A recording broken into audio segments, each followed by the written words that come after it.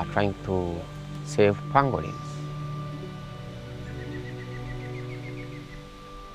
I used to work as a ranger with Uganda Wildlife Authority, and I did this for about 10 years. And then later, I decided to go back in the communities and start some work with the community members. From there, when I heard about that pangolins were almost going extinct, I started going into different villages with a picture of a pangolin on my phone, showing it to people. Hey, have you ever seen this? So somebody could say, oh yeah, my brother killed one last year, my father killed one. I said, okay, please, next time you see a pangolin, don't kill it, call me. About 4 or 5 months later, when I started doing that, I received the first pangolin. I communicated with Uganda Wildlife Authority, the rangers. The pangolin has been spotted in this village, so what can we do? So they also advised, you pick the animal, we are coming over there, and we'll take care of it, and then we release it in the protected area. I got the animal and brought it here at the rescue center. By then we had no enclosures, so it called for now having enclosures. We took care of this pangolin for about 2 days. Then when it was really okay, the rangers took it and they released it in the Bwindi National Park.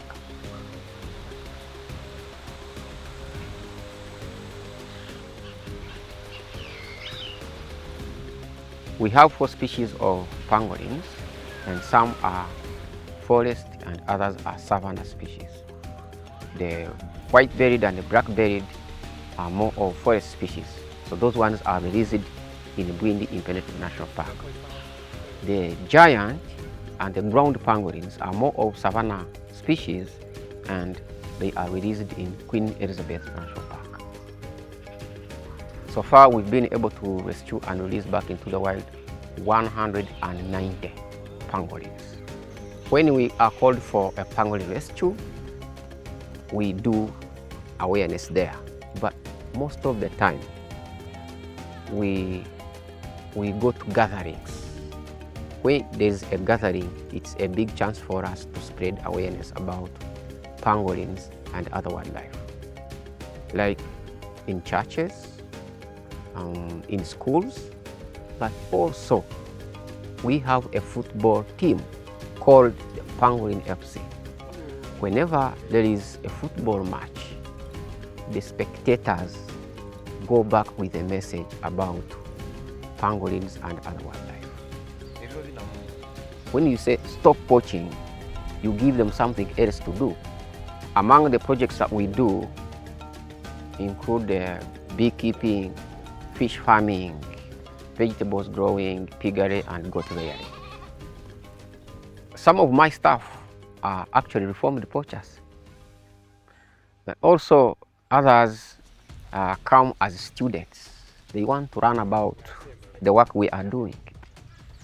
And then, as I said, we go into communities. So some of the people are actually interested in coming and to work with us, because some of them, they love nature, they love wildlife, and some of them also love the tourism. You see, it is a combination.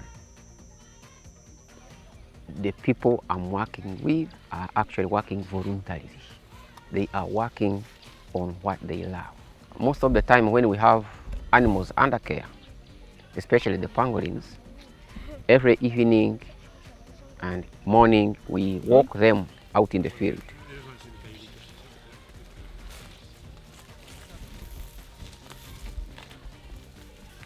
Pangolins are the most trafficked mammals in the whole world, and unfortunately they are mostly killed for their scales.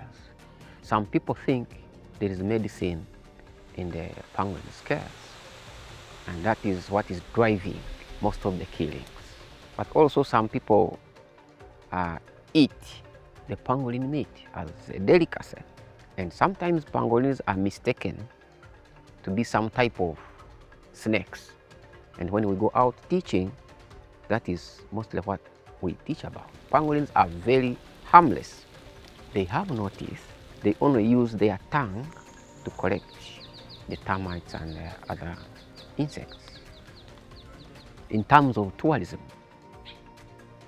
they are an income generator. Some of the tourists are coming here, and at least when they come here, then it's easier for us financially.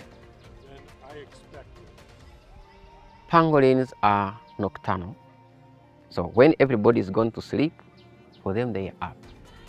So when everybody is up, for them they are going to sleep, and therefore very little is still known about them. So there is need for research.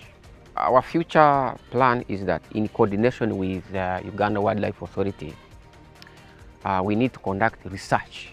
For example, if we can have some trap cameras, some chip that we can maybe attach to the pangolin so that we are able to monitor, because it is really, really hard to do the monitoring. But with efforts in research, we can get more information about these pangolins, since very little is still known about them.